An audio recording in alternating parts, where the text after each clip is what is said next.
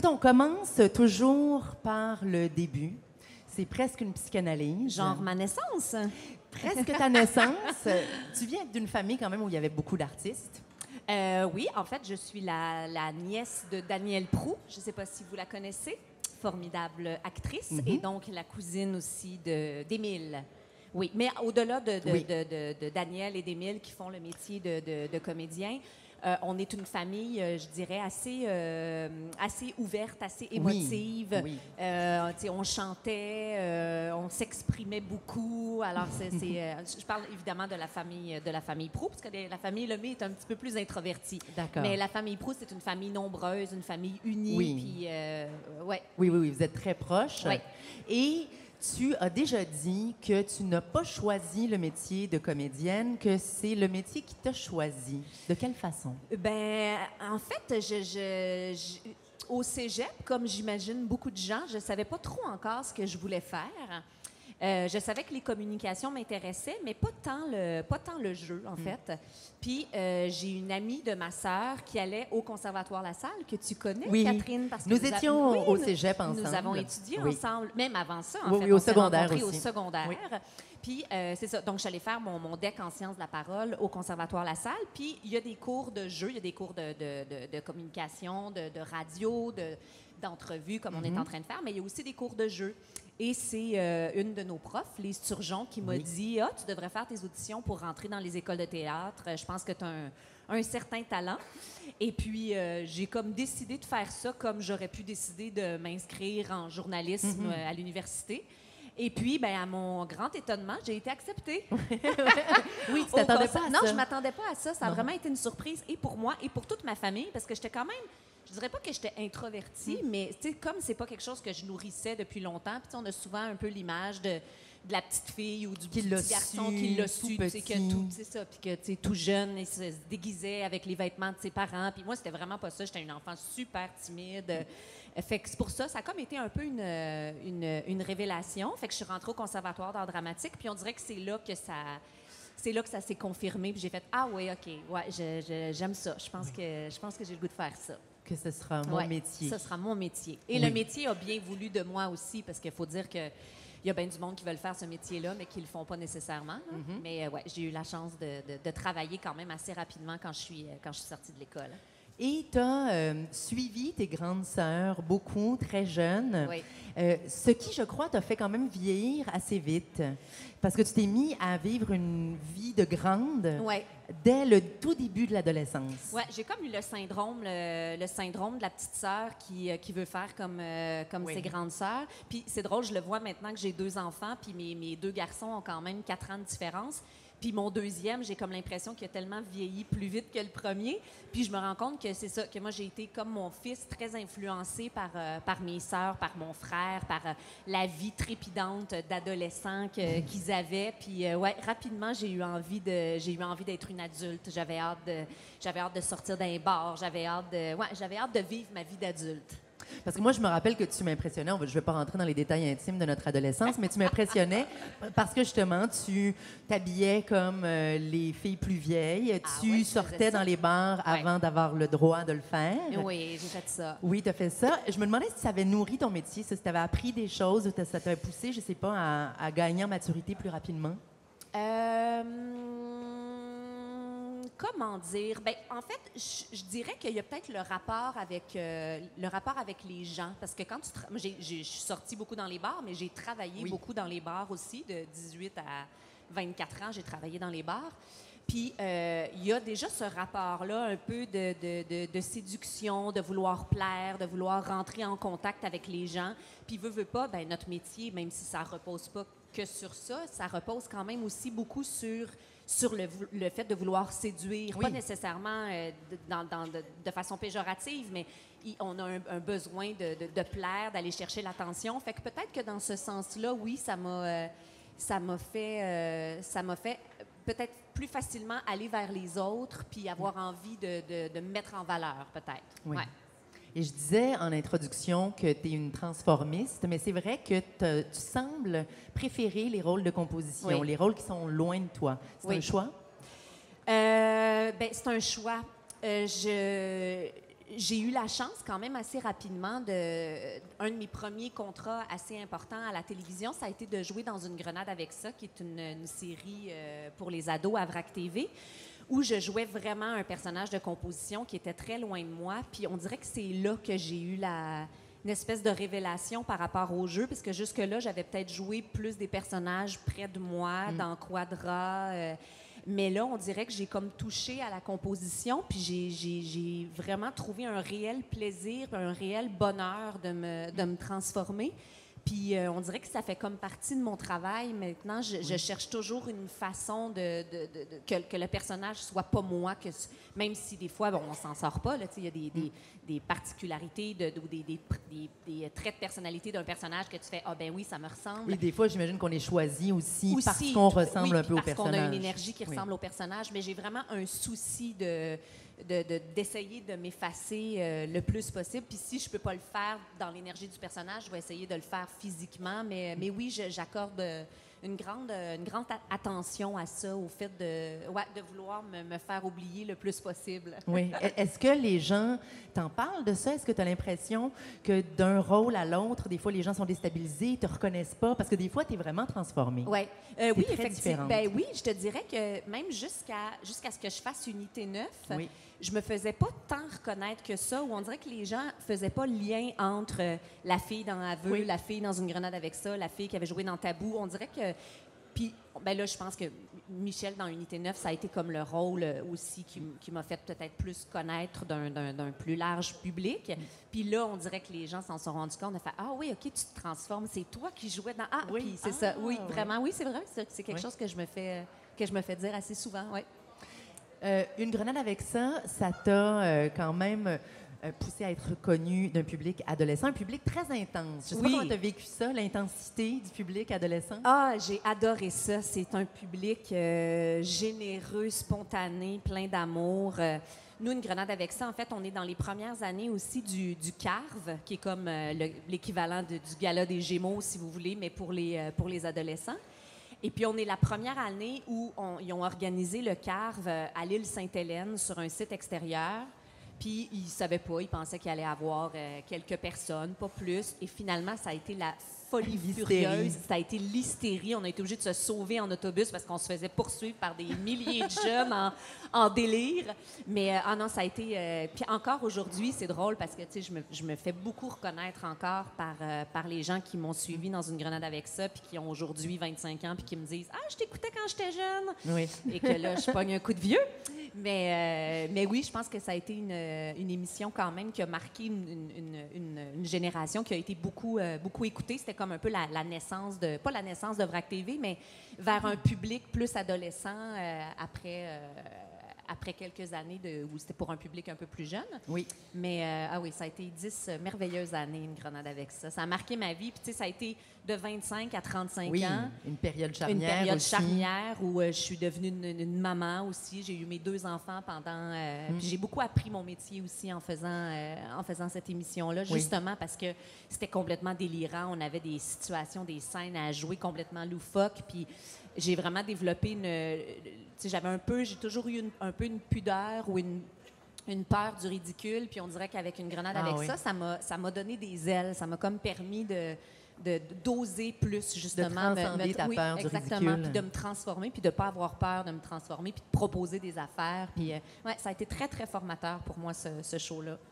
Justement, parlant de transformation, Michel, dans Unité 9, ça a été un rôle marquant.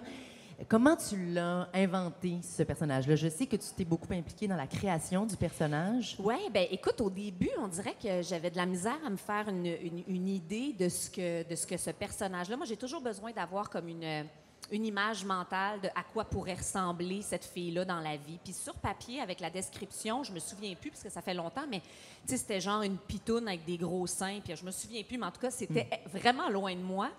Puis j'ai fait, mon Dieu, à quoi qu'elle ressemble, cette fille-là? Puis je l'ai vraiment cherchée, puis à un moment donné, je l'ai vue. C'est vrai. Je l'ai vraiment vue. Je l'ai vraiment vue. J'étais à Québec avec David, le père de mes enfants.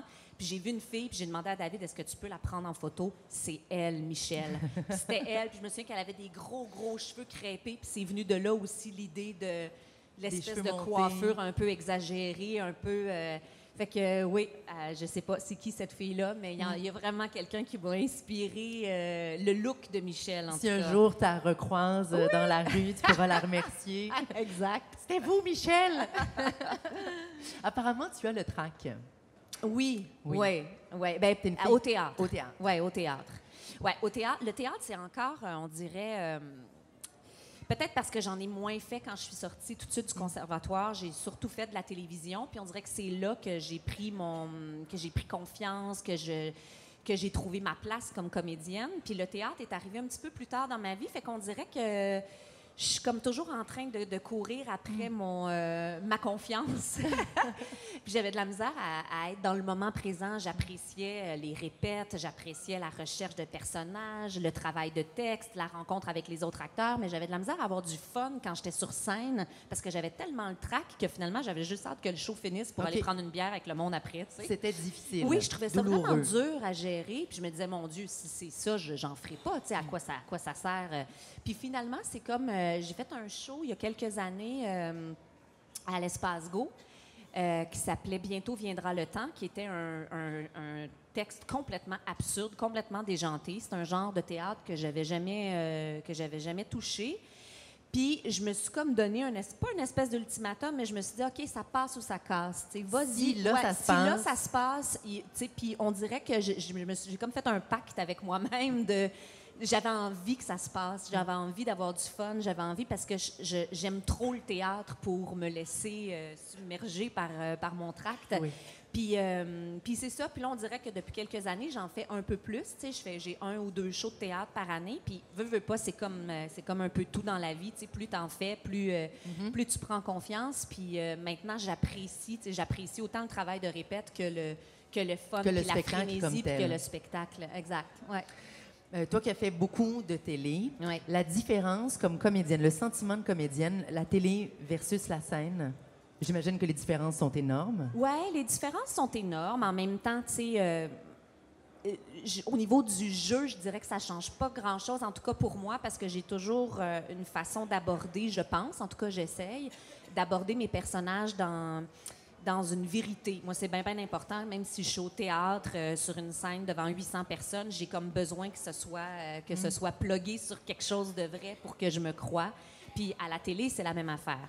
Là où c'est différent, c'est qu'il y a comme une espèce d'amplitude que ça prend, le théâtre, où justement, tu peux pas être juste dans la vérité, parce que si tu es juste dans la vérité, la 3e rangée va le sentir, mais rendu à la 16e rangée, ils ne le reçoivent pas, cette affaire-là. Fait qu'il y a comme, c'est ça, il y a comme un travail, pour moi, en tout cas, d'essayer de grossir cette affaire-là, mais tout en restant dans la vérité. Mais tu sais, sinon, pour le reste... c'est le jeu avec l'autre, oui. c'est l'écoute avec ton partenaire. Donc, le travail d'équipe. C'est le travail d'équipe. Fait que, tu sais, je dirais que le travail d'acteur est sensiblement le même. C'est juste, en tout cas, en ce qui me concerne, l'approche qui est un peu différente.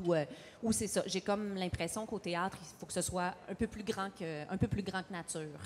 Et le fait de répéter la même histoire tous les soirs, parce qu'en télé, on tourne assez rapidement. Exact. Tu revis pas la même chose plusieurs fois, alors qu'au théâtre, oui. Exact. C'est pour ça que je trouve qu'au théâtre, on peut pas juste se fier à son instinct. À la télé, tu sais, souvent, je me souviens d'avoir fait des scènes dans Unité 9 où je me lançais, puis je me disais, OK, je le fais, puis je le sais que je le referai pas 20 fois. Puis il y a comme quelque chose de, pas d'instantané, mais où cette espèce d'abandon-là en direct, que tu sais que tu n'auras pas à revivre nécessairement soir après soir. Il y a comme quelque chose de très spontané et de très instinctif. Oui. Le théâtre, il y a quelque chose d'instinctif aussi, mais en même temps, tu peux pas juste te fier là-dessus parce qu'il faut que tu le répètes soir après soir. Puis s'il y a un soir, ça se peut que tu sois pas dedans. Puis ça parce se peut qu'il y en a des soirs. Il y en a des soirs où tu es malade, où tu as de la ton peine. Fils a eu la gastro toute la nuit, puis Oui. tu n'as pas dormi. Fait que, tu sais, il n'y a pas le choix. Tu sais, il faut que tu ailles chercher ça ailleurs. Puis c'est ça qui est beau dans le théâtre aussi, c'est qu'il y a quelque chose, on l'a tellement répété, qu'il y a quelque chose qui est inscrit dans le corps. C'est plus juste une affaire d'instinct, c'est une mécanique. C'est vraiment une mécanique où le corps, on dirait qu'il sait ce qu'il a à faire soir après soir. Et là, justement, tu es en train de répéter un spectacle qui est très chorégraphié, justement, qui est très ancré dans le corps. Ah oui. C'est vraiment, en tout cas, moi, j'ai eu un gros coup de cœur pour ce texte-là. En fait, quand on m'a approché pour jouer le personnage, la version française n'avait pas été traduite, adaptée encore, mais c'est l'adaptation d'un roman. Je ne sais pas s'il y en a quelques-uns dans la salle qui l'ont lu. Moi, je connaissais pas ça, mais tu vois, mon fils l'avait lu. C'était un livre qui était à l'étude au primaire. Mon fils l'avait lu en 6e année. Puis c'est l'adaptation de ce roman-là. Et j'ai lu le roman, puis je suis vraiment tombée en amour avec cette histoire-là, en amour avec le narrateur, qui est un petit garçon de 15 ans. Et c'est vraiment une super histoire et racontée d'une façon, tu sais, on est dans sa tête à lui, on est dans son imaginaire, puis le théâtre a ça de magique parce que pour raconter une histoire comme ça, tout est permis. C'est un show bien éclaté, puis c'est un show choral.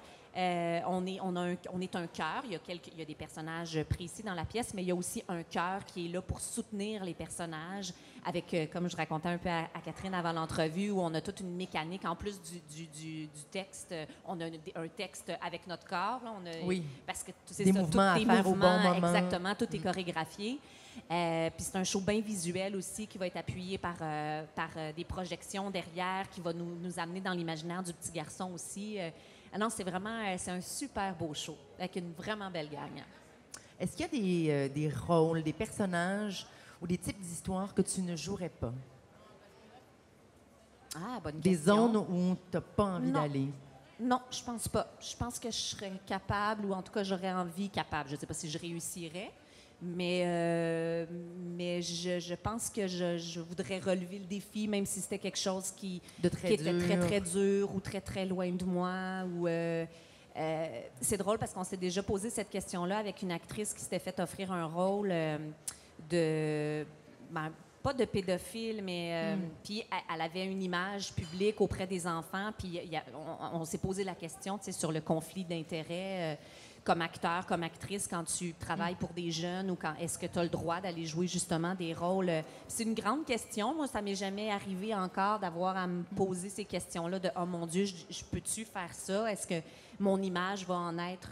Oui. Mais j'ai envie de croire que non, que l'actrice, c'est une chose, puis la femme, c'est autre chose. Et que tu peux justement puis que l'actrice a envie de toucher à tout, puis d'essayer. Je pense pas que je peux tout faire. Je pense pas que je serais bonne dans tout, mais je sais que j'aurais envie de relever à peu près n'importe quel défi, je dirais. Oui. Ouais. Et à quel point tes rôles naissent aussi du costume? On a parlé tantôt des cheveux de Michel, mais à quel point ce genre de détails-là, il y a des acteurs des fois qui disent « Ah, quand j'enfile les souliers de mon personnage, ça me donne sa démarche, ça m'aide à trouver. » Est-ce que toi, tu pars aussi d'accessoires comme ça ou de moi, je te dirais que j'accorde une grande importance à mes cheveux. Oui. D'accord. Mais je trouve que pour les filles, je trouve qu'on a cet avantage-là sur les gars, du moins, c'est qu'on peut vraiment plus se transformer avec les cheveux. Puis, je sais pas pourquoi, je trouve que ça dit beaucoup, moi, sur quelqu'un. C'est peut-être super superficiel, mais je trouve que il y a comme quelque chose il y a beaucoup de personnalité dans le cheveu. Dans le cheveu.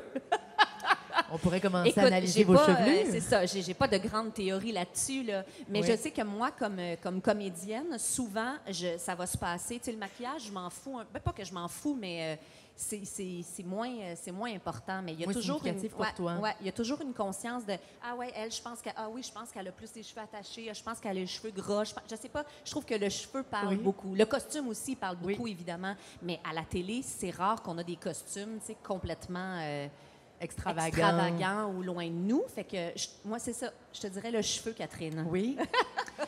Et de quelle façon les œuvres que tu consommes, je crois que tu es grande mélomane, grande lectrice. Grande mélomane surtout, t'aimes aussi beaucoup le cinéma. Oui. En quoi les œuvres que tu reçois, que tu consommes, t'influencent, toi, comme actrice? Jadis, dans une autre vie, je lisais beaucoup.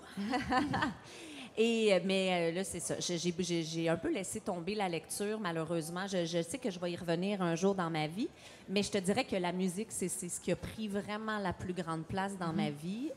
Sans vouloir être groupie, moi, j'écoute beaucoup Catherine Fogonat à la radio. Mais je te l'ai déjà dit. Oui. J'adore écouter de la musique. Je trouve ça hyper inspirant. je trouve que ça me met dans un mode. Tu vois, tantôt, je m'en allais passer une audition pour une série, puis j'écoutais de la musique dans mon auto, puis la musique était comme en lien avec comment je me sentais, puis...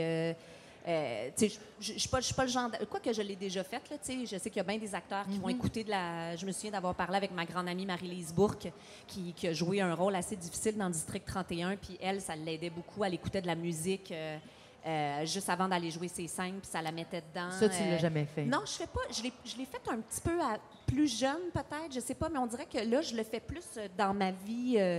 dans ma vie de tous les jours, la musique m'inspire au quotidien, je te dirais. La musique fait vraiment partie intégrante de ma vie. Il y a tout le temps de la musique dans mon auto, dans ma maison.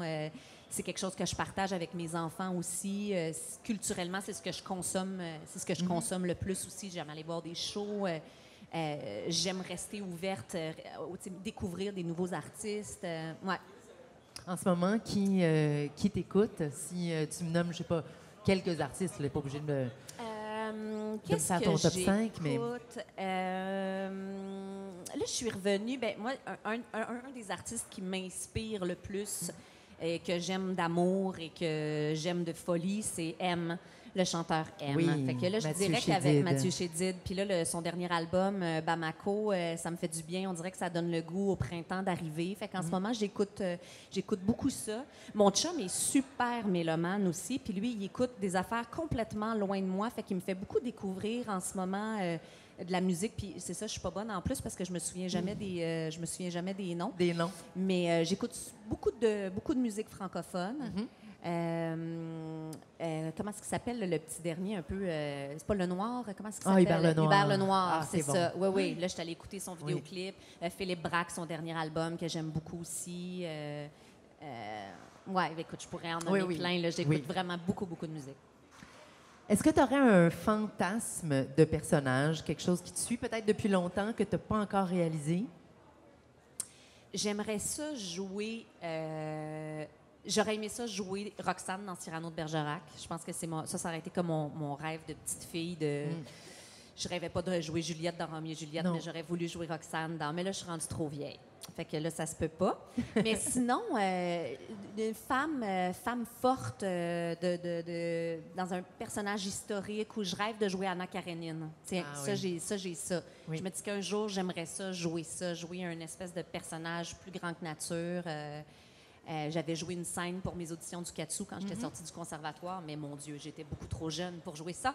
Mais là, c'est quelque chose que j'aimerais faire. Personnage de reine, un personnage de femme... qui dépense la vie d'une autre époque en plus. Ouais. Avec le costume, exact. Justement. Et les cheveux. Et les cheveux.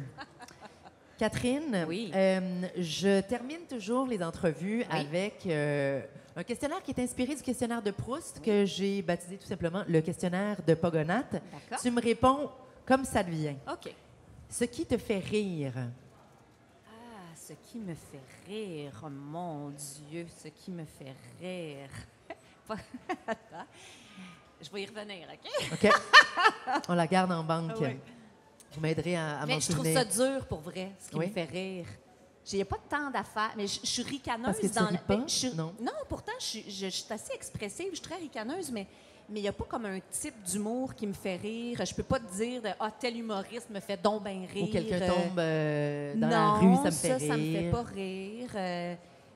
Je sais pas, je vais y revenir. OK, pense-y. Ce qui te fait pleurer. Ah, tout. Je suis tellement broyable. Ah oui, c'est incroyable. Oui. Mais ce qui me fait pleurer, la beauté me fait pleurer. Je suis vraiment quelqu'un qui s'émerveille très facilement.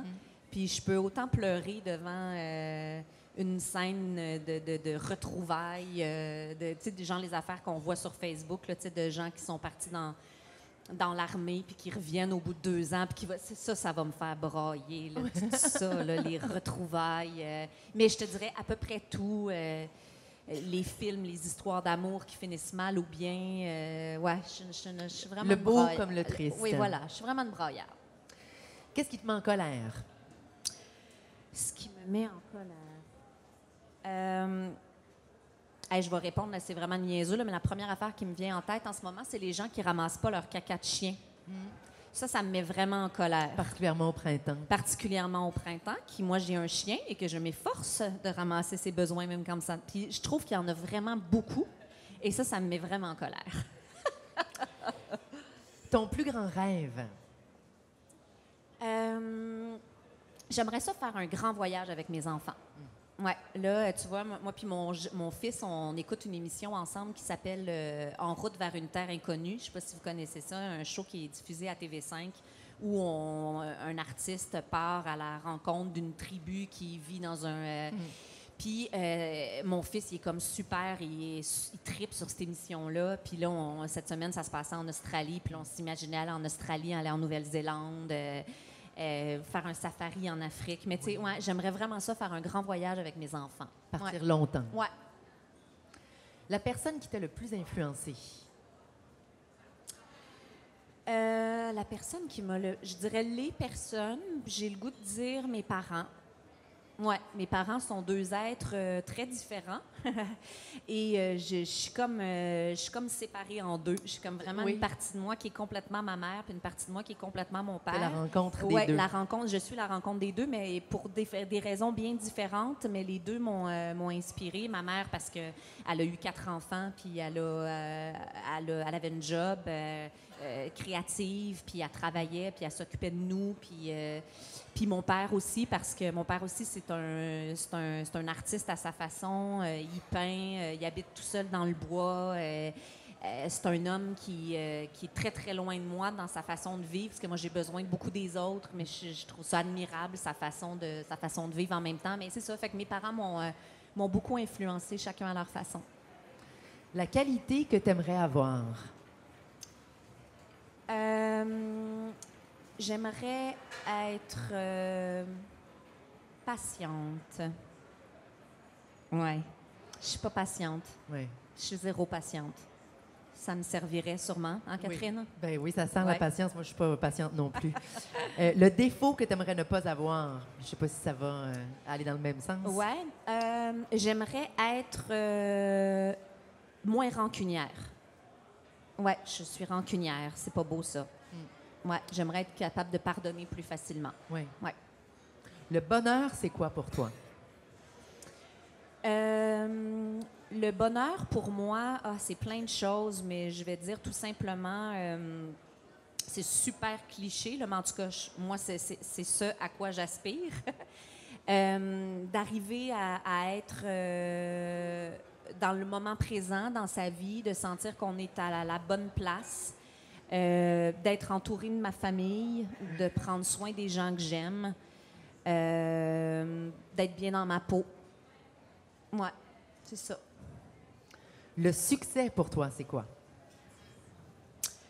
Le succès, mon Dieu, ça peut être tellement péjoratif, je trouve, ce mot-là.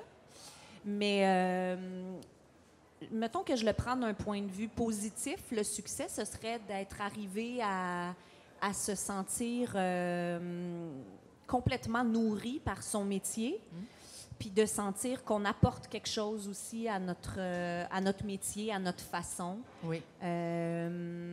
Puis le succès, je trouve, en tout cas dans notre métier, c'est d'arriver à réussir à toucher les gens. Moi, je le sais que quand je me fais dire ton émission me fait du bien ou ça m'a chanté, j'ai l'impression d'avoir un petit peu accompli ou je me suis reconnue là-dedans dans ce dont tu parlais, mais ouais, réussir à toucher les gens.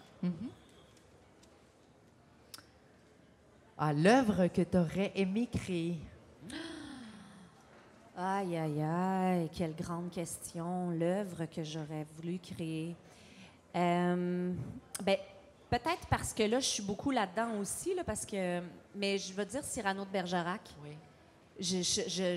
Parce que je vais jouer cet été aussi dans une pièce au TNM qui s'appelle Edmond.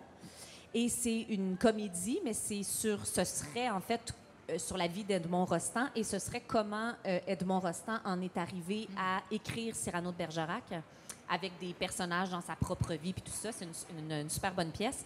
Fait que j'ai recommencé à lire un peu Cyrano de Bergerac et c'est d'une beauté. Ah oui. Ouais, écrire Cyrano de Bergerac, il me semble que ça serait pas pire. Ouais. Et t'aimerais qu'on se souvienne de toi, pourquoi? Oh.